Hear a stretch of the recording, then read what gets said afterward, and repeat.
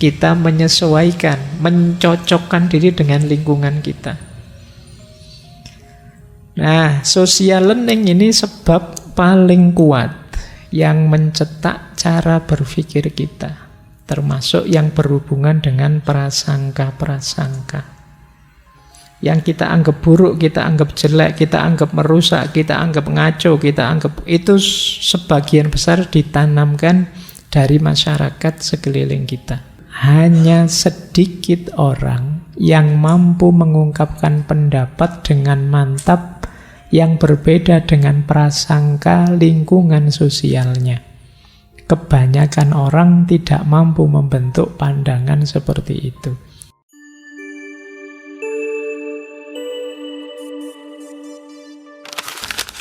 Assalamualaikum warahmatullahi wabarakatuh. Bismillah. Mari kita lanjut lagi ngaji kita. Malam hari ini kita akan membahas tentang prasangka. Kenapa orang kok bisa berprasangka? Kayak tadi loh, kamu deket orang rambutnya gondrong, curiga. Deket orang punya tato, curiga. Deket orang anggota kelompok ini, takut. Deket orang ini, kan prasangka-prasangka. Kok bisa lahir yang seperti itu? Ada beberapa sebabnya. Yang pertama, social learning. Jadi ada namanya social learning teori. Namanya teori belajar sosial.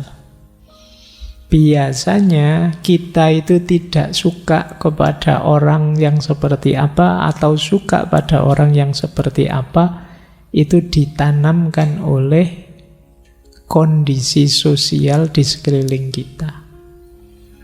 Kita mengikuti dan meniru perilaku orang-orang di sekeliling kita. Jadi itu namanya social learning teori. Ketika kita hidup di satu masyarakat, kita itu kan ingin diterima di situ. Karena ingin diterima, maka kita ikuti semua cara berpikir masyarakat di situ. Mana yang oleh masyarakat dianggap baik, mana yang dianggap buruk, kita ikuti. Kayak kita ingin masuk di circle yang kita sukai misalnya. Itu kan kita ingin menyesuaikan diri di circle itu. Dengan cara apapun yang mereka anggap baik, saya anggap baik. Apapun yang mereka anggap buruk, saya anggap buruk. Ini nanti antara lain lahirnya prasangka-prasangka. Biasanya setiap kelompok sosial, setiap masyarakat punya prasangka-prasangkanya sendiri. Itulah nanti yang dikenal sebagai konformitas. Kita menyesuaikan, mencocokkan diri dengan lingkungan kita. Nah, social learning ini sebab paling kuat yang mencetak cara berpikir kita, termasuk yang berhubungan dengan prasangka-prasangka. Yang kita anggap buruk, kita anggap jelek, kita anggap merusak, kita anggap ngaco, kita anggap itu sebagian besar ditanamkan dari masyarakat sekeliling kita. Itulah yang disebut social learning. Pembelajaran sosial ini biasanya jauh lebih kuat daripada pembelajaran di kelas-kelas. Pembelajaran langsung di masyarakat itu lebih melekat. Kalau pembelajaran di kelas paling kalian hafalkan saja, selesai ujian akhir yo hilang hafalane. Tapi kalau di tengah masyarakat, karena kalian terlibat langsung, ya tertanam mendalam. Termasuk masyarakat itu ya circle-circlemu, temanmu, kelompokmu, organisasimu, partaimu, dan lain sebagainya. Itu namanya social learning. Pak, saya itu loh, yang saya pelajari padahal ya kitab-kitab yang luar biasa, isinya amal soleh semua. Kok saya bisa ya punya prasangka yang buruk, Pak? Kemungkinan dari masyarakat di sekeliling kita. Jadi pemicu pertamanya ini. Baik. Nah, itu ada quote menarik dari Charles Swindoll. Kata beliau, prasangka itu adalah sifat yang learned. kita pelajari. Jadi dia tidak otomatis ada. You are not born prejudiced, you are taught it. Jadi engkau tidak sejak lahir sudah punya prasangka yang kau diajari oleh masyarakatmu. Jadi ini penting bagi kita juga, berarti makanya orang Jawa itu sering wanti-wanti ayo tetap eling lan waspada. Karena sekeliling kita bisa saja nuntun ke arah yang keliru, ke arah yang salah. Baik, ini sebab yang pertama, pembelajaran sosial. Maka kita harus waspada dengan kondisi sosial. Pembelajaran kedua, sebab kedua yang melahirkan prasangka adalah, ini sebenarnya lanjutannya, namanya stereotype. Stereotype itu cara kita memandang sesuatu dengan cara mengeneralisasi afiliasi-afiliasi dari sesuatu itu. Ya contoh stereotype itu kan misalnya, itu di situ saya tulis ini contoh dari buku. Semua orang kota pasti materialis. Ini kan generalisasi namanya. Jadi begitu ketemu anak kota, kamu anak mana? Kota ya, mesti materialis. Kamu anak daerah mana? Saya anak dari daerah sini. Anak dari daerah sana materi-materi. Kamu anak daerah mana? Wah, orang daerah sana kasar-kasar misalnya. Nah, ini namanya stereotype. Jadi kamu ngejudge orang, memprasangkai orang sesuai dengan afiliasinya yang sebelumnya sudah kamu generalisir. Lembagamu apa? Saya ikut lembaga ini. Mesti ngaco, mesti. Partaimu apa? Partai ini. Itu mesti isinya. Itu namanya mengeneralisir. Itu namanya stereotype. Jadi ya seringkali kita tidak adil pada orang karena cara berpikir stereotype ini. Kita anggap kalau anggota kelompok ini mesti negatif di sini. Kalau orang dari daerah itu mesti negatif di sini. Kalau orang, ini namanya stereotype. Stereotype ini memang memudahkan kita untuk berprasangka. Stereotype itu kan dasarnya biasanya begitu. Saya niteni begitu. Tapi kalau tidak hati-hati kita jatuhnya tidak adil. Kita menzolimi orang. Jadi stereotype memudahkan kita untuk memberi kategori, memberi nilai. Tapi itu tadi, karena melakukan generalisasi, akhirnya mungkin orang baik pun kita anggap jelek sesuai afiliasinya. Mungkin misalnya ada contoh, banyak kalangan di barat nganggap Islam itu teroris. Maka begitu kita yang namanya sangat Arab ke luar negeri, interogasinya lama. Karena kita dicurigai. Ini namanya stereotype. Nah, dalam banyak kasus juga kadang-kadang kita sendiri yang mempraktekkan itu. Saya tidak mau Pak punya teman dari daerah sana. Kenapa? Biasanya. Nah, itu mulai stereotype sudah kalau sudah begitu. Stereotype bisa jadi sumbernya prasangka. Maka kita harus hati-hati. Ini jatuhnya bisa menzolimi orang. Tidak adil pada orang lain. Nah, ini ada kalimat dari Einstein. Dia punya kalimat menarik. Hanya sedikit orang yang mampu mengungkapkan pendapat dengan mantap yang berbeda dengan prasangka lingkungan sosialnya. Kebanyakan orang tidak mampu membentuk pandangan seperti itu. Jadi kata Einstein, kita itu terjebak dengan pembelajaran sosial, dengan stereotype-stereotype, dan pikiran kita terbentuk begitu. Jarang orang yang mampu keluar dari jebakan stereotype, cara berpikir prasangka yang ada di komunitas sosialnya. Hanya orang-orang hebat yang bisa seperti ini. Orang biasa tidak akan mampu. Kalau kata filosof Jerman Heidegger, sebagian besar manusia itu tidak otentik. Istilahnya dia dasman. Kenapa tidak otentik? Dia tenggelam dalam kerumunan. Jadi kita ini hanya pasukan tepuk tangan saja. Ketika yang lain ke utara, ikut ke utara. Yang lain ke selatan, kita ikut ke selatan. Ini namanya tidak otentik. Dan kalau versinya Einstein ya seperti itu. Jarang orang bisa keluar dari tadi tuntutan-tuntutan pembelajaran sosial dan tuntutan-tuntutan stereotip yang berkembang di sekelilingnya. Hanya orang-orang hebat yang mampu.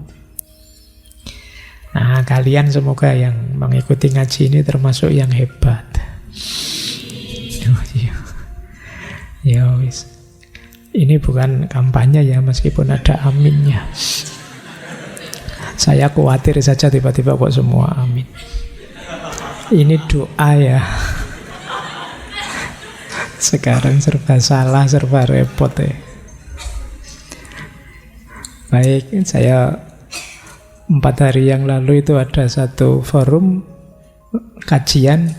Terakhir saya disuruh doa. Ning saya beralasan jangan, saya PNS. Loh kenapa Pak Faiz? Nanti kalau berdoa kan ada nanti dianggap kampanye. Baik. Oke ya, tadi aminnya doa ya. Kita lanjutkan. Nah, ada lagi pemicu lahirnya prasangka-prasangka, yaitu namanya realistic conflict. Kalau ini agak dalam. Jadi biasanya di tengah masyarakat antar kelompok itu ada konflik-konflik, perebutan sumber daya yang jumlahnya terbatas, termasuk materi, termasuk kekuasaan. Kekuasaan itu kan terbatas, makanya diperebutkan.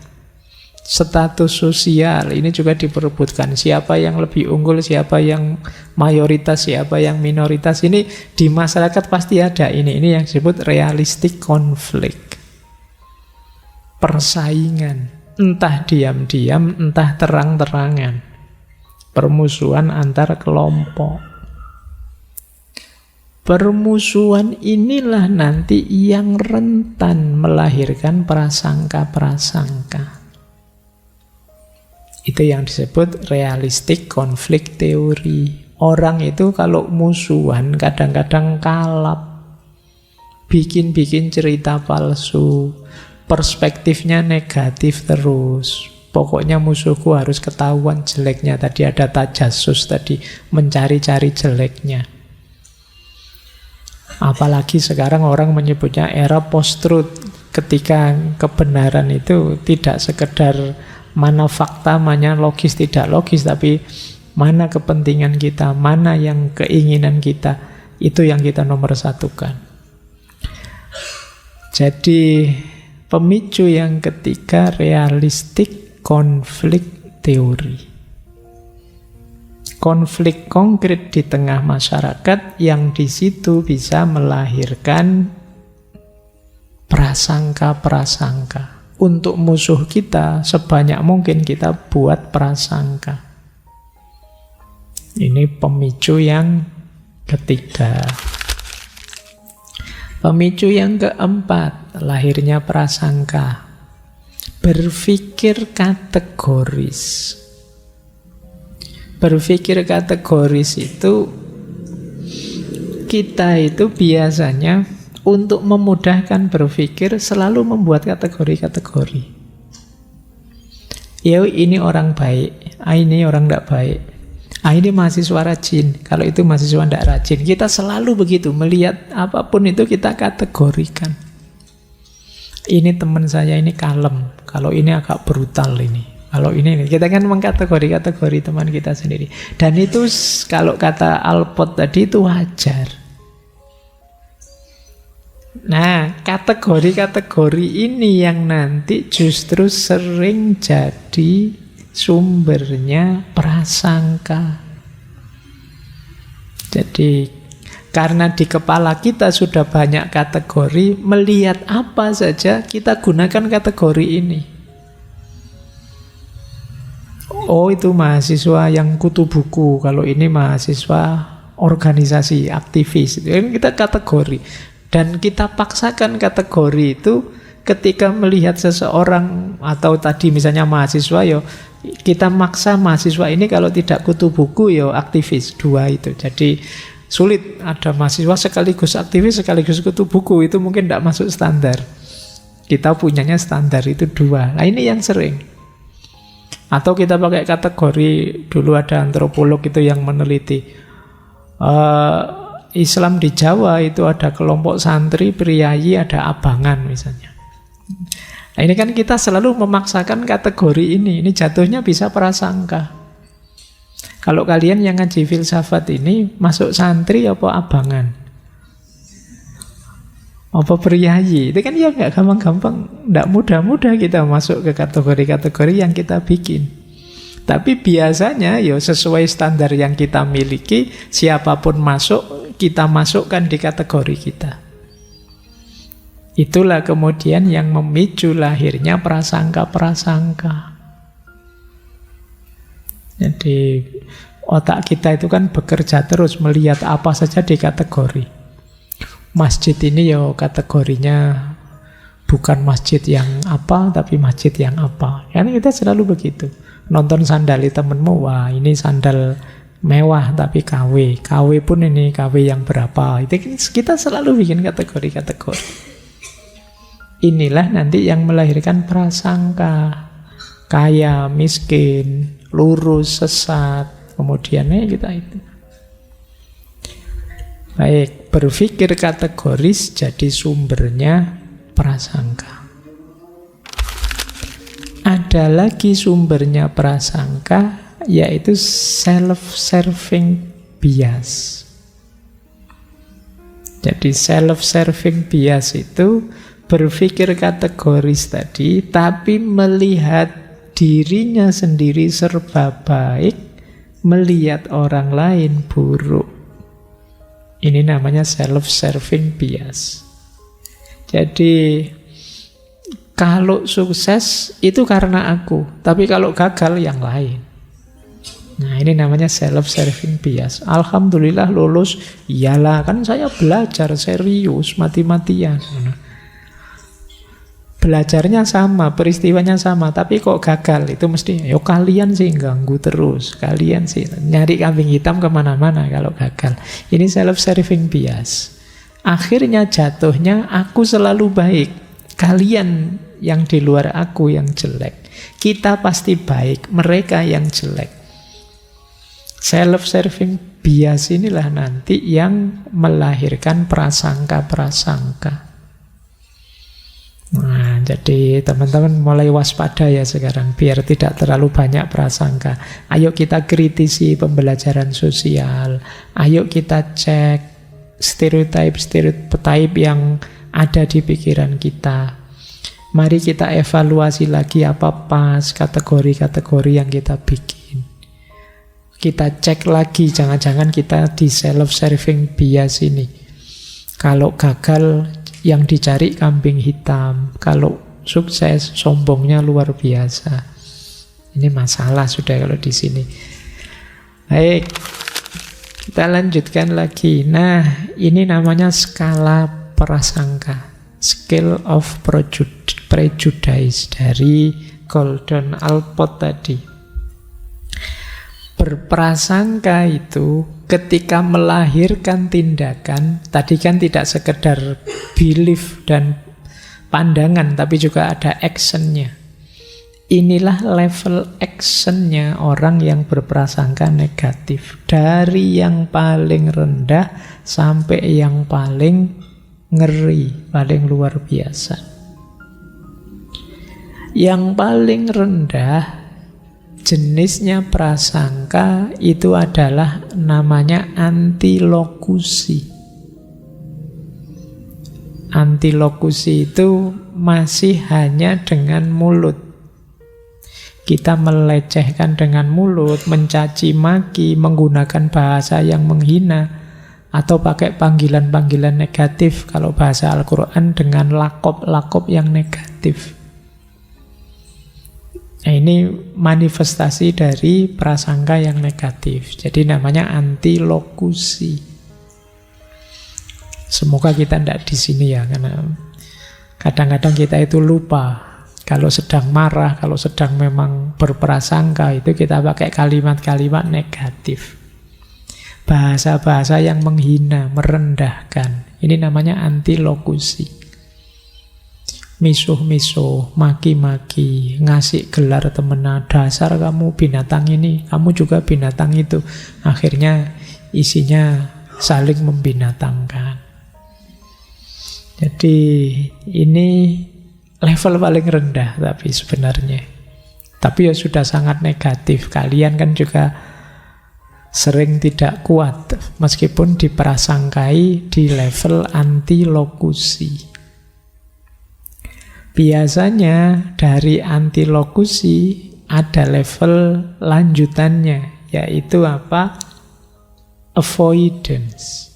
Avoidance itu menghindar, menarik diri, menyepelekan.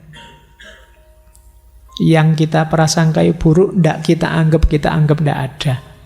Itu namanya avoidance. Aku tidak mau berteman sama kamu. Kalau kita papasan di jalan, aku akan minggir. Nah, itu avoidant namanya. Mendengar suaramu saja ogah aku. Lihat wajahmu apalagi. Avoidant.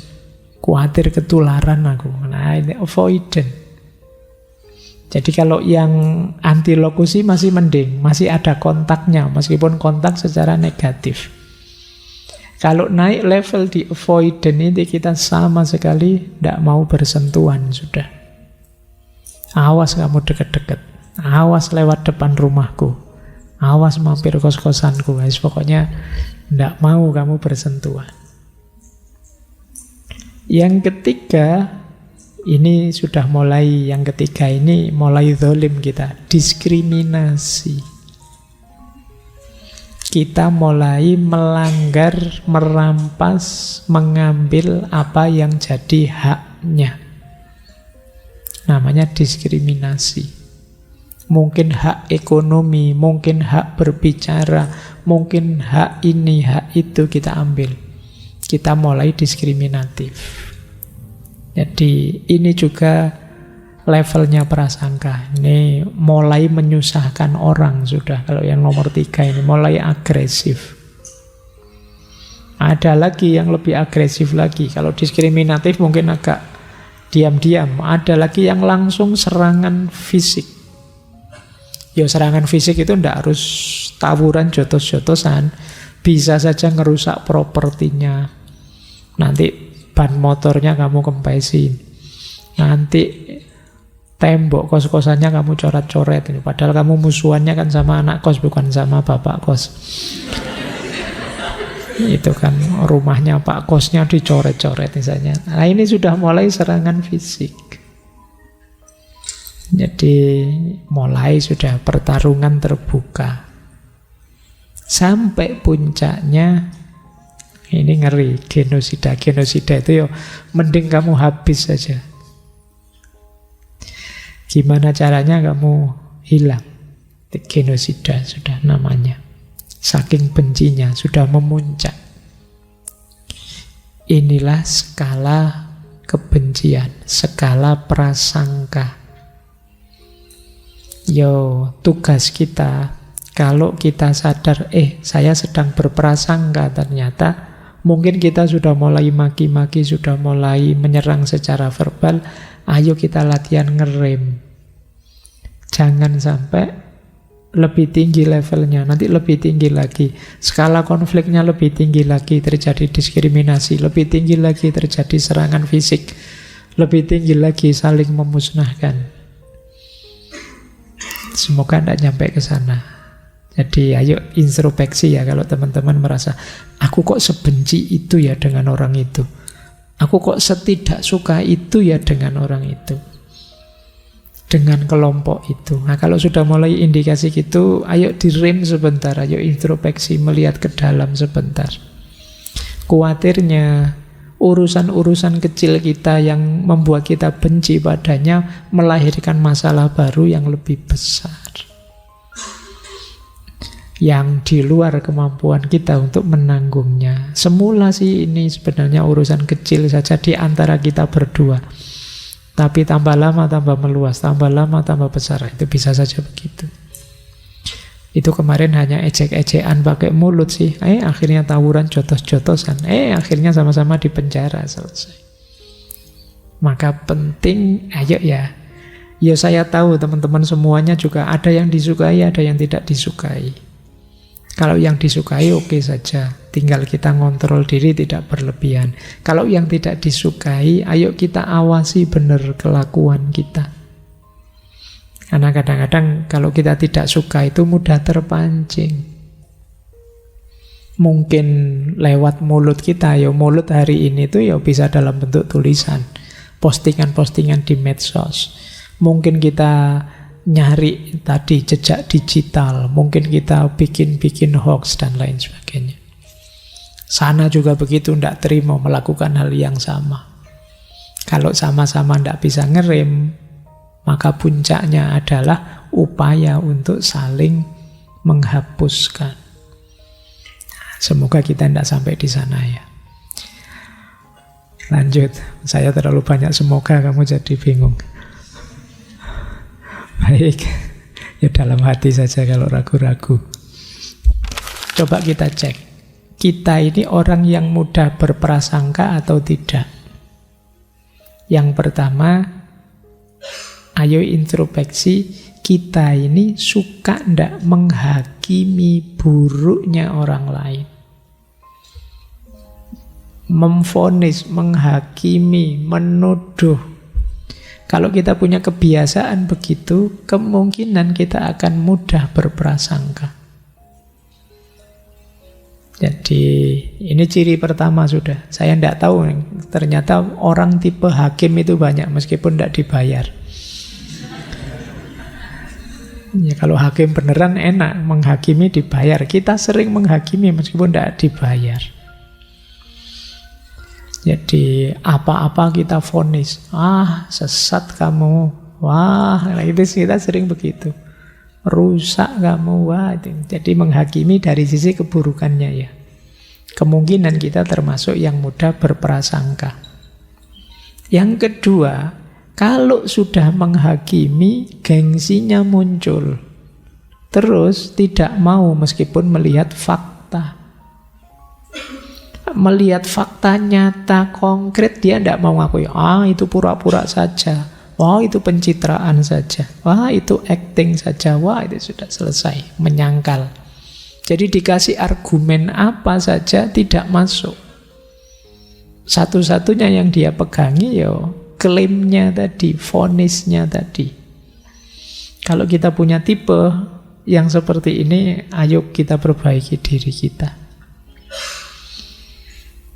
Yang ketiga, senantiasa memberi label negatif. Jadi label negatif itu ya selalu dilihat sisi buruknya saja.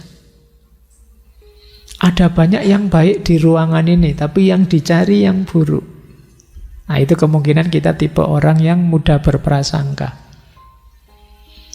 Dari ngaji yang 2 jam ini misalnya, mungkin 50% lebih hal-hal baik, hanya beberapa yang buruk, tapi yang diperhatikan yang buruk itu saja. Misalnya, enggak semuanya Pak dapat minum Pak, cuma separuh. Yang diceritakan ini kemana-mana. Saya tadi malam ngaji, jauh-jauh ngaji, enggak kebagian minum.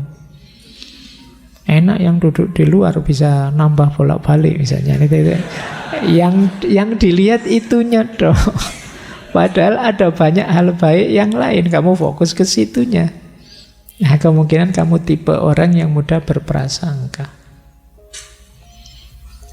Yang keempat, tipe yang mudah khawatir. Jangan-jangan dia mencurangi saya ini. Jangan-jangan dosen ini cuma ingin membuat saya susah saja. Tiap hari tugas terus. Ini kamu curiga, mulai berprasangka. Jadi orang baik pun kamu curigai. Itu kemungkinan kamu ya tipe orang yang mudah berprasangka. Bahkan orang bantu kamu pun ya kamu curigai. Kamu sudah minta tolong, dibantu, tapi Allah paling bantunya juga ndak ikhlas-ikhlas amat kok paling dia. Nah, ayo wis. Pikiranmu pokoknya negatif terus. Saya membayangkan betapa lelahnya dirimu kalau kamu tipe yang seperti ini. Mungkin tidurmu saja ndak nyenyak, pikiranmu berat sekali, melihat apa-apa serba negatif. Jangan-jangan kamu tidur saja khawatir. Saya mau tidur sih, tapi nanti kalau teman saya tiba-tiba ganggu atau teman-teman, tidak jadi tidur. Baik, ini introspeksi ya. Semoga teman-teman tidak ada di 4 ini, biar tidak mudah berprasangka. Baik, kita lanjutkan. Pak, prasangka itu apa sejelek itu, Pak? Ya namanya saja prasangka itu negatif. Tapi memang sedikit-sedikit ya ada untungnya, tapi lebih banyak ruginya. Coba kita lihat ya. Apa untungnya prasangka? Prasangka itu bisa menguatkan status sosial kita, kedudukan sosial kita di tengah masyarakat. Ketika perilaku prasangka ini jadi norma di kelompok kita. Kayak gini loh misalnya, di masyarakat saya Pak, masyarakatnya itu membenci orang aliran ini misalnya. Loh, sampean ada di situ, kemudian juga berprasangka yang sama, itu sampean dianggap bagian dari kita. Posisi sosial kita kuat gitu loh. Yaitu di antara keuntungannya. Oh, kamu kelompokku berarti kamu grupku, kita CS, kita. Nah, ini keuntungan pertama begitu. Secara sosial, kita menegaskan status kita di tengah masyarakat kita dengan mengikuti prasangka yang ada di sana. Nah, yang kedua, menguatkan ikatan sosial di antara kita. Aku berprasangka seperti itu, kamu juga berprasangka seperti itu, ya kita berarti sama ya. Nah, jadi lebih menguatkan identitas bersama. Itulah keuntungannya. Tapi ruginya jauh lebih banyak berprasangka itu. Yang pertama apa? Prasangka itu pasti membuatmu tidak tenang. Jadi beban. Kenapa? Tadi kan prasangka itu kan selalu negatif. Ya meletakkan sesuatu yang negatif dalam diri kita itu kan sebenarnya meletakkan kotoran, meletakkan penyakit yang membuat kita tidak tenang. Dulu kita pernah belajar clear mind, bagaimana membersihkan pikiran dari hal-hal yang negatif. Kalau di prasangka, sebaliknya malah secara sengaja meletakkan hal yang negatif. Jadi ini efek pertama. Efek kedua, ketika kita berprasangka, yang muncul pasti emosi yang negatif. Kita kecewa, kita takut, kita khawatir, itu kan emosinya itu kan apa? Karena kita merasa sedang di depan orang yang kita anggap negatif. Yang terpancing emosi dari kita pasti emosi negatif. Kalau kita lebih kuat dari dia, ya kita terus mungkin marah. Kalau kita lebih lemah, kita jadinya takut. Selalu emosinya negatif. Jangan-jangan orang yang kita prasangkai tidak ngerti apa-apa. Kita heboh sendiri, sibuk sendiri, stres sendiri, negatif sendiri. Oh, itu lebih ngeri. Teman kita yang kita prasangkai tenang saja, tapi kita pontang-panting menata hati, stres jadi beban. Nanti teman kita tanya, kamu itu ngapain? Kok heboh karepe dhewe? Ya karena itu tadi, kita meletakkan beban di hati kita memicu lahirnya emosi yang negatif. Yang ketiga, memicu munculnya trust issue. Trust issue itu membuat kita tidak mudah percaya, selalu curiga. Kecurigaan tentu saja merusak kebersamaan. Hidup bersama kok dasarnya tidak saling percaya tapi saling curiga, lelah. Tiap hari dicurigai atau tiap hari mencurigai itu kan lelah. Kamu sejak pagi tidak ketemu ngapain aja? Wah, itu kan lelah. Terus kamu harus nyari-nyari alasan, cerita ini, cerita itu. Sama-sama tidak tenang.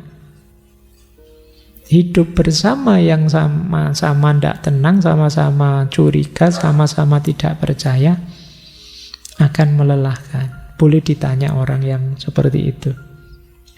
Dia akan capek. Baik, jadi ya tentu saja merusak kebersamaan. Misalnya sekarang, wah, kalian punya sahabat baik berpisah misalnya, dan dasarnya tidak saling percaya. Wah, tak tinggal ngaji ini, temanku di kamar jangan-jangan ngapain dia. Wah, semoga dompetku aman. Semoga laptopku tetap di tempatnya. Semoga ya karena kamu saling curiga. Maka itu efek ruginya ketika kita berprasangka. Ada lagi, ya kalau yang keempat ini tentu saja memicu mudah lahir konflik. Kalau sudah konflik itu biasanya sulit sekali kita memegangi keadilan. Konflik itu logikanya menang kalah sudah. Adil dan tidak adil belakangan. Ini yang sering terjadi ketika kita berprasangka, akhirnya menganggap orang buruk. Mungkin yang dianggap ngerti, sebaliknya karena kita musuhi terus, dia balik musuhi kita, konflik sudah.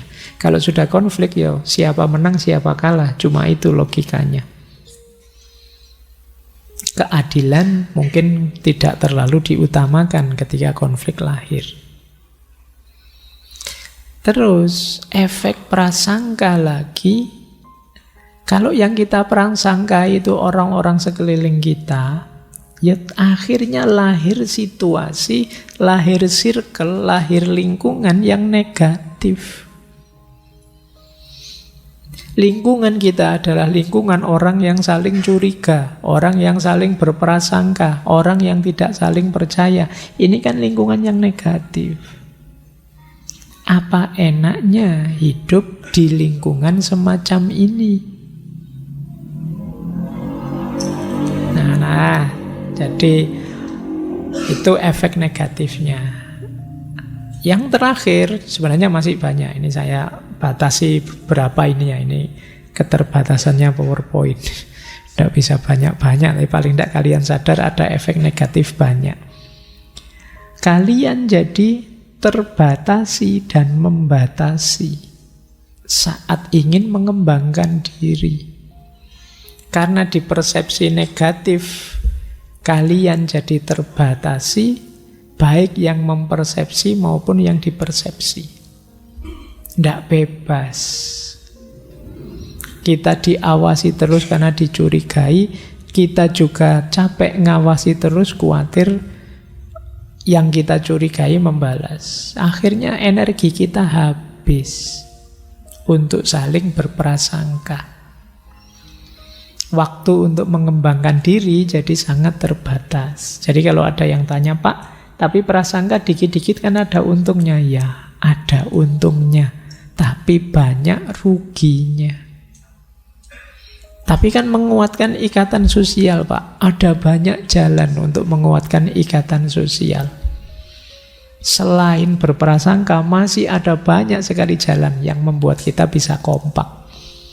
Tidak harus melalui jalur prasangka. Oke, itu ya. Kalau ada yang tanya nanti jawabannya itu. Kita lanjutkan. Nah, sekarang kita lihat. Kali ini kita mulai agak psikologis ya. Kita ngecek diri kita. Nggak tahu nanti materinya habisnya jam berapa. Yang penting bisa tuntas sebelum bertanya jawab. Nah, sekarang kita latihan coba. Jalannya apa sih untuk mengurangi prasangka yang buruk?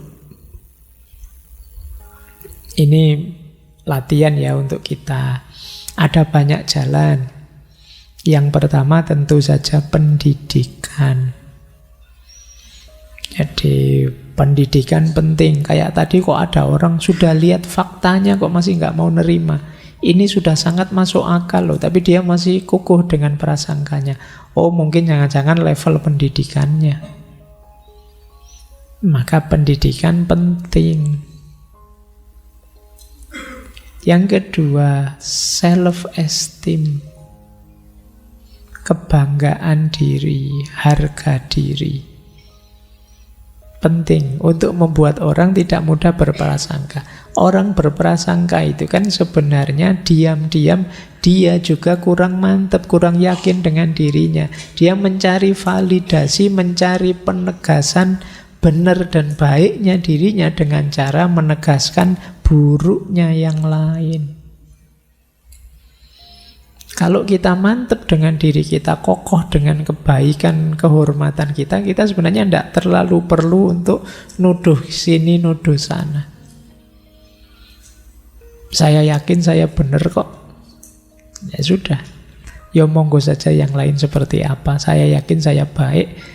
Insya Allah saya ada di jalan yang benar misalnya. Yang lain seperti apa? Mungkin ada orang baik di sekeliling saya, ada orang buruk juga, monggo saja. Kita tidak terlalu heboh, tidak terlalu sibuk nembak kiri, nembak kanan untuk mencari salahnya orang lain. Karena kadang-kadang orang yang sibuk sekali ingin mengungkap bahwa orang lain itu salah, biasanya dia belum terlalu yakin juga dengan kebenarannya sendiri. Itulah kenapa cara dia menegaskan bahwa saya benar, itu loh orang lain salah. Berarti yang benar yang kayak saya ini. Yang ketiga, mengurangi prasangka buruk bisa dilakukan antara lain melalui agama. Kalau ini ya sudah pasti, norma-norma nilai-nilai moral agama akan memudahkan kita untuk tidak banyak berprasangka. Kita diminta tulus, kita diminta jujur, kita diminta tidak sombong, kita diminta tidak zalim. Ini kan dalam rangka bisa menghalangi prasangka-prasangka. Kalau moral, spiritual, agama masih sulit, ya hukum lah. Main, merugikan orang lain, menyakiti hati orang lain, menzolimi orang lain. Nah, kalau di situ hukum bisa main. Meskipun mungkin masih belum ada undang-undang tentang ghibah misalnya. KUHP nomor sekian-sekian, orang yang ngerasani tetangganya misalnya tidak ada. Jadi tapi hukum bisa. Kalau memang terlalu parah efeknya, misalnya prasangkamu keterlaluan, merusak nama baiknya orang, menghancurkan kehormatannya orang, nah hukum bisa turun. Maka kesadaran tentang hukum bisa mengurangi prasangka-prasangka. Mungkin juga bisa lewat jalur sosial. Lewat jalur sosial itu kebersamaan di tengah masyarakat. Kalau kita dekat, kita akrab, saling empatik, ya tidak muncul prasangka-prasangka buruk di tengah-tengah kita. Kita punya tujuan bersama, kita ingin nyaman bersama-sama, kita ingin saling mendukung di tengah masyarakat kita. Inilah tujuan bersama namanya. Bisa meminimalisir lahirnya prasangka-prasangka.